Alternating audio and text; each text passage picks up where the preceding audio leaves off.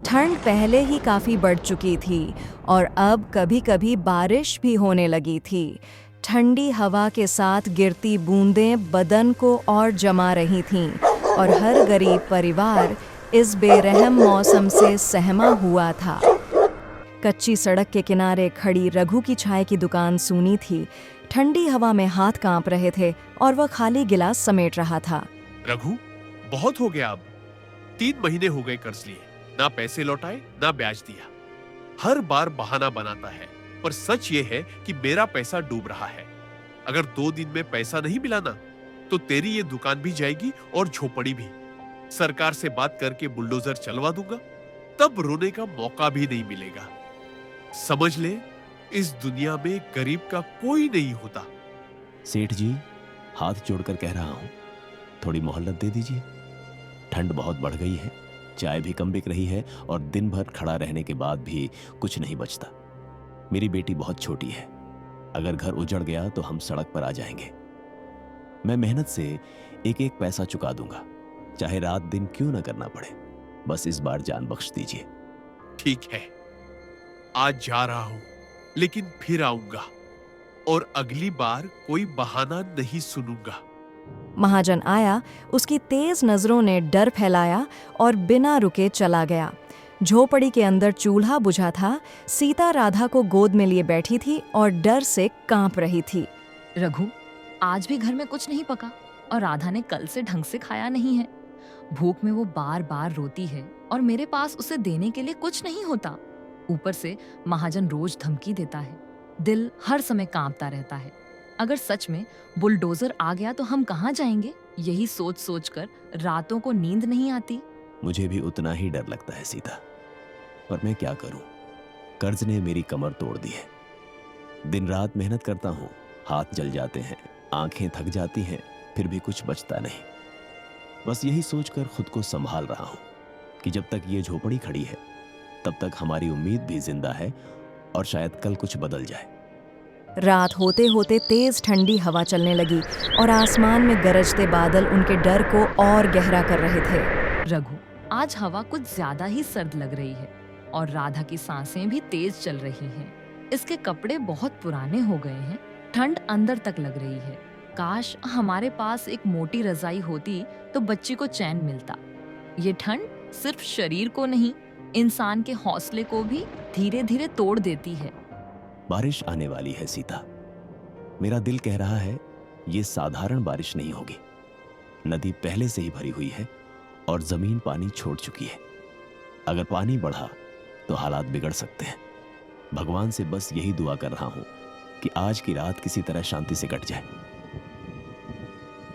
सुना है कर्ज बहुत बढ़ गया है और शिकायत ऊपर तक पहुंची है। ये जमीन सरकारी है, यहां रहने की इजाजत नहीं है। अगर जल्दी पैसा नहीं चुकाया गया तो घर खाली करवाया जाएगा। बुलडोजर तैयार है और आदेश कभी भी आ सकता है, इसलिए बेहतर होगा खुद ही निकल जाओ। साहब, ये झोपड़ी ही हमारी पूरी दुनिया है और यही हमारी आखिरी छत है। यहीं मेरी बच्ची ने चलना सीखा, यहीं हमने छोटे छोटे सपने देखे थे। अगर ये भी छिन गया तो हम जिएंगे कैसे? सड़क पर बच्ची को लेकर कहाँ जाएंगे? कृपा कर दीजिए, थोड़ा वक्त दे दीजिए।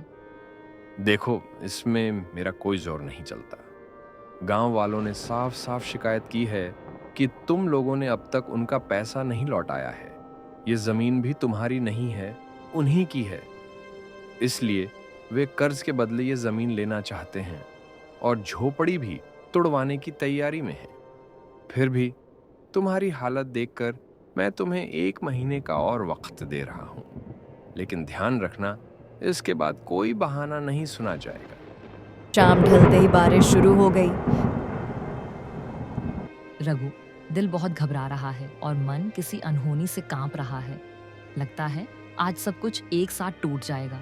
कर्ज, धमकियां, ठंड और अब ये बारिश। हर तरफ बस डर ही डर है। क्या भगवान हमें इतनी बड़ी परीक्षा में डाल रहे हैं? अगर ये रात काट ली न सीता तो मैं फिर से खड़ा हो जाऊंगा और हालात से लड़ूंगा। लेकिन अगर ये पानी बढ़ गया और हालात हाथ से निकल गए तो हमें ये घर छोड़ना पड़ेगा। बस एक वादा कर, चाहे कुछ भी हो जाए। राधा का हाथ कभी मत छोड़ना। शाम होते ही मूसलाधार बारिश बाढ़ में बदल गई। कच्ची सड़क उफनती नदी बन गई और झोपड़ी में पानी घुस आया। तेज बहाव ने सबको अलग कर दिया। सीता ने राधा को ऊपर उठाकर सिर पर थाम लिया, जबकि रघु बहते पानी में दूर चला गया। चारों ओर अंधेरा और तबाही फैल चुकी थी। रात किसी तरह कट गई, लेकिन सुबह कोई राहत लेकर नहीं आई। कीचड़ से सने रास्ते पर सीता अपनी बेटी राधा को सीने से लगाए बैठी थी। चारों तरफ तबाही के निशान थे और हवा अब भी ठंडी चुभ रही थी। हे भगवान, एक ही रात में सब कुछ छिन गया। घर भी गया, दुकान भी चली गई, और रघु पता नहीं जिंदा भी है या नहीं। मेरी बच्ची पूरी रात ठंड में कांपती रही। उसकी सांसें सुन सुनकर दिल कांपता रहा।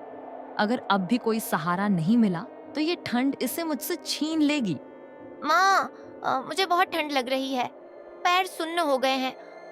बारिश रुक क्यों नहीं रही? क्या हम कभी अपने घर लौट पाएंगे? बाबा हमें ढूंढ रहे होंगे ना माँ? माँ, बाबा कहाँ गए? हमारा घर तो पानी में डूब गया, सब कुछ टूट गया माँ। अब हम कहाँ जाएंगे? क्या भगवान हमें फिर से कोई आसरा देंगे माँ? सीता ने कुछ नहीं कहा, बस राधा को और कसकर सीने से भींच लिया। बारिश फिर तेज हो गई।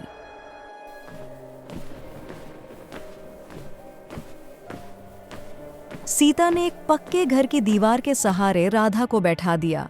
खुद उसे ढंकते हुए चारों तरफ डर से नजर दौड़ आई। बेटा, बस थोड़ी देर यहीं बैठ जाते हैं। बारिश थम जाए तो आगे चलेंगे। किसी को दिखना मत। लोग गरीब देखकर डर जाते हैं और बिना सुने ही भगा देते हैं। जब रास्ता थोड़ा साफ होगा तब निकल पड़ेंगे। अरे कौन है तुम लोग यहाँ? ये कोई धर्मशाला है क्या? बारिश हो या धूप, हर कोई आकर मेरी दीवार से लग जाएगा। अभी निकलो यहाँ से, नहीं तो पुलिस बुला लूंगा। भैया, बस थोड़ी देर रुकने दीजिए। बच्ची ठंड से कांप रही है। बारिश बहुत तेज है। हम कोई नुकसान नहीं करेंगे, न कुछ मांगेंगे। बस बारिश रुक जाए, बच्ची की हालत संभल जाए, फिर खुद ही यहाँ से चले जाएंगे। मुझे कुछ नहीं सुनना। तुम जैसे लोग पहले आते हैं फिर यहीं डेरा डाल लेते हैं। अभी निकलो यहाँ से, वरना अंजाम बुरा होगा। सीता बिना कुछ कहे राधा को उठाकर आगे चल पड़ी। थोड़ी दूर एक चाय की दुकान दिखी। बाहर रखी एक टेबल के नीचे सीता ने राधा को बैठा दिया, ताकि बारिश और हवा से थोड़ा बचाव हो सके। बेटा, बस यहीं बैठ जा। यहाँ थोड़ी हवा कम है, ठंड थोड़ी कम लगेगी। मैं यहीं हूँ, कहीं नहीं जा रही। मैं बस अंदर जाकर कुछ पूछती हूँ, शायद कोई काम मिल जाए या थोड़ा सा खाना। तू डर मत, माँ तुझे छोड़कर नहीं जाएगी। अरे ये क्या है? मेरी दुकान के बाहर क्यों बैठे हो? तुम्हें देखकर ग्राहक डर जाते हैं, भाग जाते हैं। यहाँ धंधा चलता है, कोई धर्मशाला नहीं है। उठो यहाँ से, अभी के अभी। भैया, कुछ नहीं चाहिए, सच में कुछ नहीं। बस इस बच्ची को बारिश और ठंड से बचा रही हूँ। हम बहुत मजबूर हैं साहब। अगर थोड़ी सी इंसानियत दिखा दीजिए तो शायद ये रात कट जाए। इंसानियत घर में रखी जाती है, दुकान पर सिर्फ धंधा चलता है। यहाँ बैठोगे तो मेरा नुकसान होगा। अगर बैठना ही है तो कहीं और जाओ, मेरी दुकान के सामने मत दिखो। राधा का शरीर कांप रहा था और सीता का दिल भी। आगे एक डाबा देखा। सीता ने टूटते हुए हौसले को समेटा और आगे बढ़ी। भैया, अगर कोई काम हो तो बता दीजिए। मैं बर्तन धो लूंगी, फर्श साफ कर दूंगी, जो कहेंगे कर लूंगी। बस बदले में बच्ची को थोड़ा सा खाना मिल जाए। कल से भूखी है ये। माँ का दिल रोज टूटता है इसे यूं तड़पते देखकर। काम आसान नहीं है। पानी बर्फ जैसा ठंडा है, उसमें हाथ डालोगी तो उंगलियां सुन्न हो जाएंगी। सोच लो, हाथ जम गए तो काम कैसे करोगी? सच में कर पाओगी ये सब? हाथ जम जाएंगे तो भी धो लूंगी। उंगलियां सुन्न हो जाएंगी, चमड़ी फट जाएगी, फिर भी काम कर लूंगी। माँ हूँ साहब। भूखी बच्ची से बड़ा कोई डर नहीं होता।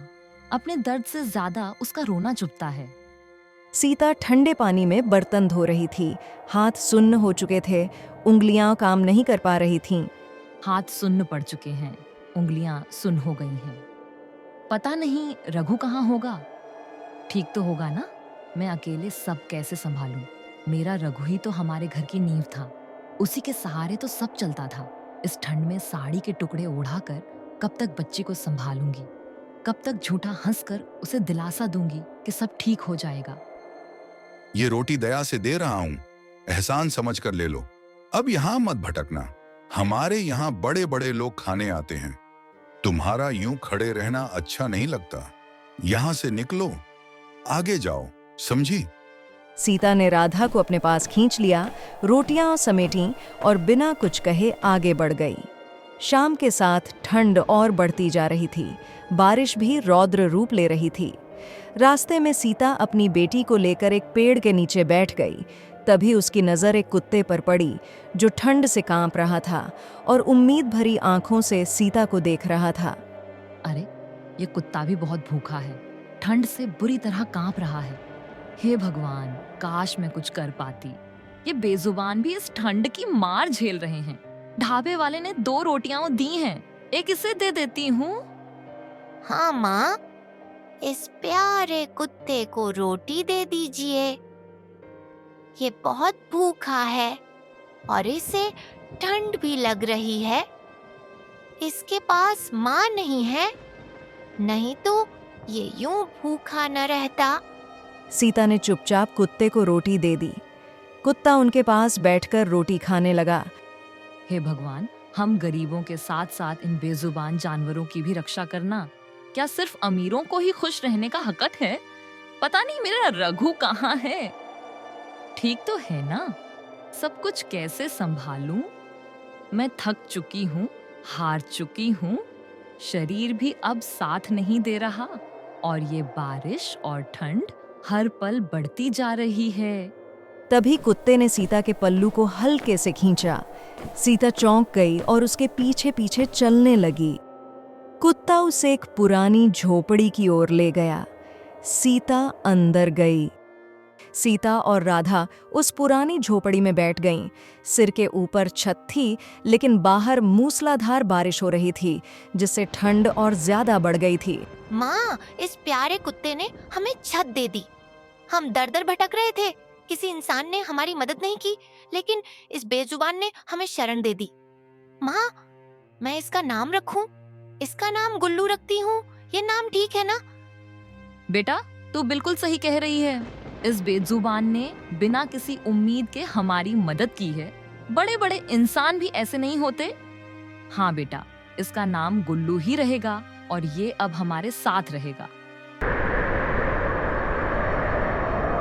माँ, बारिश बढ़ती जा रही है, ठंड बहुत लग रही है। काश हमारे पास लकड़ियाँ होती तो आग जला लेते, कम से कम थोड़ी राहत मिलती। बेटा, बाहर भयानक बारिश हो रही है। चारों तरफ कोहरा है और अंधेरा भी गहरा हो गया है। आज की रात जैसे तैसे काटनी पड़ेगी। तू मेरे पास रह, सुबह होते ही कुछ न कुछ करूंगी। तभी गुल्लू बाहर की ओर दौड़ पड़ा। तेज बारिश और ठंडी हवा के बीच वह जंगल की तरफ गया और कुछ सूखी लकड़ियां अपने मुंह में दबाकर वापस ले आया। हाँ, वो देखो, गुल्लू लकड़ियाँ ले आया। माँ, इसे तो सब कुछ समझ आता है। ये कितना प्यारा है ना? काश बापूजी होते। माँ, बापूजी हमें कब मिलेंगे? हाँ बेटा, गुल्लू बहुत समझदार है। भगवान पर भरोसा रख। जब तक वो हमारे साथ है, हिम्मत बनी रहेगी। बापूजी कहीं ना कहीं जरूर होंगे। भगवान किसी को हमेशा के लिए नहीं खोने देते। रात गहरी हो चुकी थी। सीता ने जैसे तैसे आग जलाई। राधा, सीता और गुल्लू आग के पास बैठकर ठंड से खुद को बचाने लगे। सुबह की हल्की रोशनी झोपड़ी में उतरी। बारिश थमी थी, लेकिन ठंड और कोहरा अब भी हवा में था। सीता की आंख खुली तो सबसे पहले उसने राधा को छुआ। शरीर गर्म था। सीता ने राधा को सीने से लगाया। गुल्लू पास आकर राधा के पैरों के पास बैठ गया, जैसे पहरा दे रहा हो। हे भगवान, राधा का बदन तो बहुत ज्यादा तप रहा है। पूरी रात ठंड में रही है बेचारी। सांस भी भारी लग रही है। कहीं बुखार न चढ़ गया हो। मेरी बच्ची को कुछ हो गया तो मैं कैसे सह पाऊंगी भगवान। गुल्लू, आज तुझे मेरी बच्ची का ध्यान रखना होगा। उसके पास ही बैठे रहना, कहीं उठने मत देना। अगर वो रोए तो उसके पास सट जाना। मैं थोड़ी देर के लिए काम ढूंढ कर आती हूँ, नहीं तो दवाई लाने का भी रास्ता नहीं बचेगा। आज जो भी मिलेगा उसी में दवाई भी लाऊंगी और थोड़ा सा खाने का इंतजाम भी कर लूंगी। सुबह होते होते सीता ने पास के खेत से कुछ लकड़ी इकट्ठा कर ली। राधा को झोपड़ी में सुलाकर, गुल्लू को उसके पास बैठाकर वह सड़क की ओर चल पड़ी। उसके हाथ कांप रहे थे, होंठ सूख चुके थे और आवाज भी उसका साथ नहीं दे रही थी। लेकिन लोग बिना देखे बिना सुने आगे निकल जाते। कोई नजरें फेर लेता, कोई कदम तेज कर लेता। थोड़ी देर बाद एक आदमी रुका। उसने लकड़ियों की तरफ देखा, फिर सीता के कांपते हाथों की ओर। सीता ने उम्मीद भरी आंखों से उसकी तरफ देखा, लेकिन वह आदमी भी बिना कुछ कहे आगे बढ़ गया। सीता की आंखें भर आईं। उधर राधा की तबीयत धीरे धीरे और बिगड़ने लगी थी। ठंड अब हड्डियों तक उतर आई थी। उसका बदन जल रहा था, सांसें भारी हो रही थीं। अरे सुनो, लकड़ी कैसे रुपये दे रही हो? सही सही भाव करना, ठीक है ना? ठंड है और हमें आग की जरूरत है। लूटना मत, सही सही लगाना। दीदी, एक गट्ठर 60 रुपए का है, बताइए कितने दूं? एकदम सूखी लकड़ी है, जरा सी भी नमी नहीं। इससे आग देर तक जलेगी और धुआं भी कम उठेगा। अरे रे, 60 रुपये तो बहुत महंगा है। मौसम के हिसाब से तुम लोग दाम बढ़ा देते हो, मौसम आते ही दाम बढ़ा देते हो। लकड़ी तो हम खुद भी तोड़ सकते हैं, लेकिन ठंड में ये सब करने का मन नहीं करता। ठंड में सच में मन नहीं करता। 30 का लगाओ, ले लूंगी, नहीं तो अपने पास रखो, अपने पास ही रखो। ठीक है दीदी, मजबूर हूँ, आप 30 का ही ले लीजिए। आज किसी तरह गुजारा हो जाए, बस इतना ही काफी है। भगवान चाहेगा तो कल पूरा दाम मिल जाएगा। गुल्लू यह सब देख रहा था। वो राधा के पास बैठा कांपता रहा, लेकिन जब उससे और सहा नहीं गया तो वो अचानक उठ खड़ा हुआ और झोपड़ी से बाहर की ओर भाग पड़ा। गुल्लू दूसरे गांव की ओर बढ़ा। ठंडी हवा के बीच उसके छोटे छोटे कदम तेजी से चल रहे थे। वो एक घर के बाहर पड़ा हुआ छोटा सा कंबल उठा लाया और उसे दांतों में दबाकर राधा की तरफ पूरी ताकत से भागने लगा। उधर सीता ने जो थोड़ा बहुत कमा पाई थी, उसी से दवाई और थोड़ा सा गुड़ लिया और मन में डर ले घर की ओर तेज कदमों से बढ़ चली। गुल्लू कहाँ गया? मैंने तो साफ कहा था कि इसी के पास रहना। इसकी तबीयत ठीक नहीं है, इतनी ठंड में अकेली पड़ी है। पता नहीं कहाँ चला गया। क्या करूं मैं? है तो जानवर ही, कहाँ समझ पाया होगा इंसान की तकलीफ, बीमारी का डर, माँ का कांपता हुआ दिल। गुल्लू, मैंने तुझे कहा था ना, यहाँ से हिलना मत। तू मेरी बच्ची को इस घने जंगल की झोपड़ी में इस हालत में अकेला छोड़कर चला गया। तुझे जरा सा भी ख्याल नहीं आया? अगर इसे कुछ हो जाता तो, अगर मेरी राधा को कुछ हो जाता तो मैं किसे जीकर दिखाती।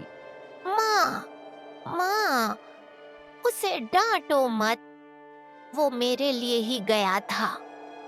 मुझे बहुत ठंड लग रही थी, बदन कांप रहा था, मेरी हालत बिगड़ती जा रही थी। वो सब समझ गया था, इसीलिए मेरी मदद करने के लिए ही भागा था माँ। तभी सीता की नजर गुल्लू के मुंह 2 में दबे उस छोटे से कंबल पर पड़ी। उसके हाथ रुक गए, आंखें भर आईं और आवाज टूट गई। गुल्लू, मुझे माफ कर दे बेटा। मुझे नहीं पता था कि तू राधा की मदद करने के लिए बाहर गया था। मैंने तुझे डांटा, तुझ पर गुस्सा किया। मुझे माफ कर दे बेटा। तू इतना समझदार है, तेरे पास इंसानों से भी बड़ा दिल है बेटा। तू भी ठंड से कांप रहा है। रुक, मैं थोड़ी लकड़ियों से आग जला देती हूँ और खाने को भी लाई हूँ, तुम दोनों को दे देती हूँ। झोपड़ी के बाहर किसी के कदम रुके। एक थकी हुई आवाज आई। सीता जैसे ही बाहर आई और सामने रघु को देखा, वह वहीं ठिठक गई और अगले ही पल फूट फूट कर रोने लगी।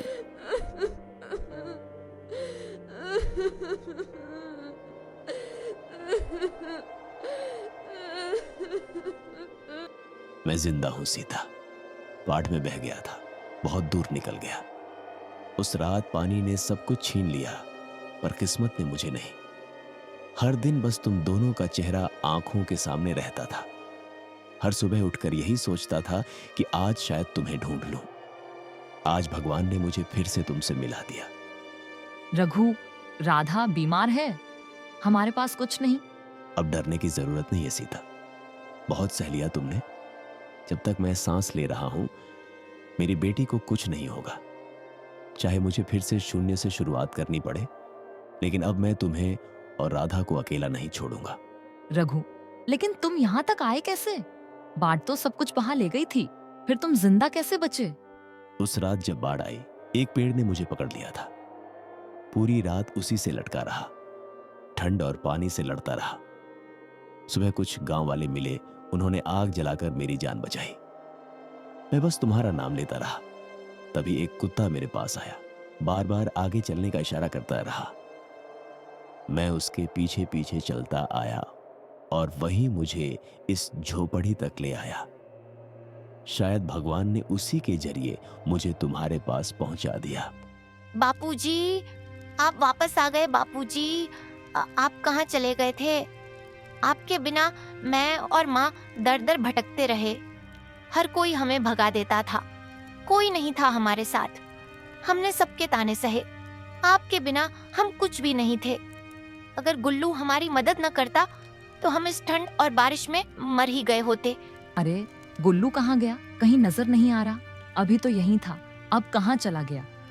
हे प्रभु, आज समझ गई आपकी लीला। आप दुख तो देते हैं, लेकिन हमें यूं तड़पता हुआ अकेला नहीं छोड़ते। जब आप खुद मदद करने नहीं आए तो किसी और रूप में हमारी सहायता करने भेज दिया। मेरा रघु भी वापस आ गया। आपकी कृपा अपरंपार है प्रभु। रघु और सीता ने मिलकर लकड़ियां बेचना शुरू किया। मेहनत से उन्होंने सारे कर्ज चुका दिए। कमाई से राशन, कंबल खरीदा और उनके सिर पर छत आ गई।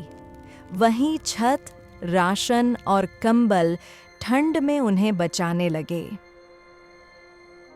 नमस्ते दोस्तों, मैं हूँ निधि। अगर कहानी पसंद आए तो लाइक ज़रूर करें